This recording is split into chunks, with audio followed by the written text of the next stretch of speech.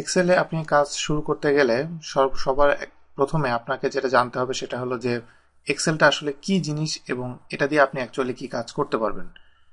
এই important কোয়েশ্চেনটার answer আমি এই লেসনে আমি আপনাদেরকে দিব।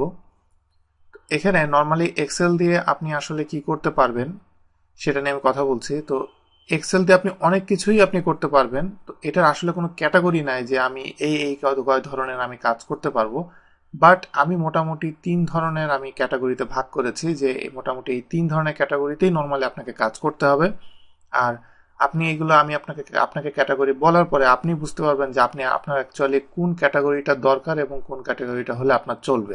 বা আপনি যদি খুব অ্যাডভান্স লেভেলে কাজ করতে চান, হয়তো আপনার সবগুলোই কাজ করা লাগতে পারে। আমি যেটা 3টাতে ভাগ করেছি, একটা হলো ক্যালকুলেশন, সেকেন্ড হলো চার্টিং, থার্ড হলো ডাটাবেস। ক্যালকুলেশনটা হলো এখানে দেখেন যে এখানে এই শীটের ভিতরে আমি আছে, এখানে শীট 3টা। প্রথম যে শীটটা সেটা হলো ক্যালকুলেশন।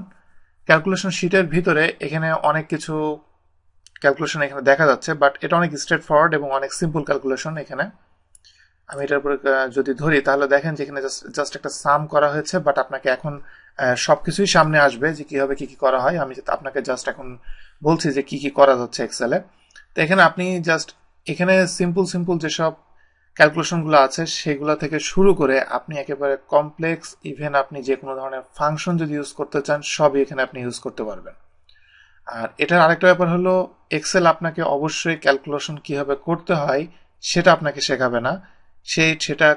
সেই বেসিক নলেজটা অবশ্যই আপনার থাকতে হবে। এক্সেল যেটা করবে যে আপনি কমপ্লেক্স ক্যালকুলেশন গুলা বা সিম্পল ক্যালকুলেশন যেগুলো আপনি করতে চান কত অর্গানাইজ ভাবে আপনি করতে পারবেন সেটা করতে গেলে সে আপনাকে হেল্প করবে। এটা হলো ক্যালকুলেশন আপনি করতে পারবেন, এটা একটা সাইড। এবং আমাদের দেশের বেশিরভাগ অফিসগুলোতে মোটামুটি এইটা কভার করে আর কি। তো সেকেন্ড আরেকটা যেটা সেটা হলো চার্টিং। চার্টিং জিনিসটা হলো যে এখানে দেখেন যে এখানে যে একটা চার্ট হয়েছে, চার্টটা কিন্তু আসলে প্রথমে যে এখানে যেসব ক্যালকুলেশন দেখছেন ডান দিকে, কিন্তু এই চার্টটা কিন্তু এই ওয়ার্কশিটের উপরে বেস করে এই চার্টটা তৈরি করা হয়েছে। তো এখন এখানে যে চার্টটা তৈরি করা হয়েছে এই চার্টটা করতে গিয়ে আমার খুব একটা কষ্ট হয় নাই, কারণ আমি 2-3 ক্লিকে আমি চার্টটা পেয়ে গিয়েছি। এক্সেল এমনই একটা পাওয়ারফুল একটা টুলস যেটাতে আমার চার্ট করতে গেলে এরকম অনেক সুন্দর, এই চার্টটা দেখতে খুবই সুন্দর, 3D এনভায়রনমেন্টে আছে চার্টটা। তো এই ধরনের চার্টের ক্ষেত্রে আমাকে জাস্ট 1-2 ক্লিকেই আমি এই ধরনের চার্ট আমি পেয়ে যাব।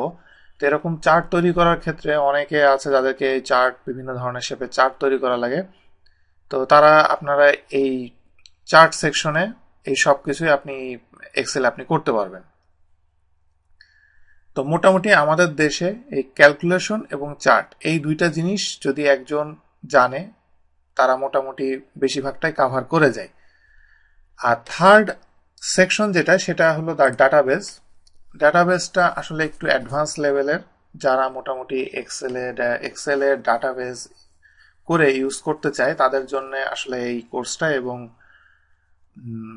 এই যে ডাটাবেজের উপরে যে কোর্সগুলা এইগুলো সামনে আসবে, এটা হলো এক্সেল এসেনশিয়াল ট্রেনিং, যেহেতু এখানে সবই বেসিক জিনিস দেখানো হবে। এবং সামনে এটার পরে নেক্সট যেসব কোর্সগুলো রিলিজ হবে এক্সেল 2010-এর, ওইখানে অবশ্যই আপনারা এই জিনিসগুলো আপনি পাবেন। তো ডাটাবেসটা হলো যে আপনি আপনার বিভিন্ন 1000 বা 1 লাখ বা 2 লাখ 10 লাখ আপনার ডাটা আছে, এই ডাটাগুলোকে আপনি ওখান থেকে স্পেসিফিক কিছু ডাটা নিতে চান, ফিল্টার করতে চান। বিভিন্ন ধরনের ক্যালকুলেশন আছে, বিভিন্ন ফাংশন ইউজ করে এক ওয়ার্কশিটের সাথে আরেক ওয়ার্কশিটের কম্বিনেশন করে এইভাবে যত কমপ্লেক্স ধরনের কাজ আছে সবগুলো আপনি ডাটাবেস তৈরি করে, এক্সেলের ভিতরে ডাটাবেস তৈরি করে এটা আপনি করতে পারবেন এক্সেলের হেল্পে।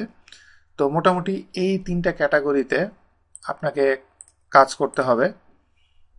এই 3টা ক্যাটাগরিতে কাজ করতে গেলে প্রথমে আমি আপনাদেরকে ক্যালকুলেশন এবং তারপরে চার্ট এবং তারপরে ডাটাবেস আমি সবগুলো নিয়ে কম বেশি কথা বলবো, বাট আমি ফোকাস করব যেটার উপরে সেটা হলো একদম বেসিক যেই ফাংশনগুলা বা বেসিক ক্যালকুলেশনগুলা এবং বেসিক চার্টিংগুলা, এগুলো নিয়ে আমি আপনাদের সাথে ফোকাস করব।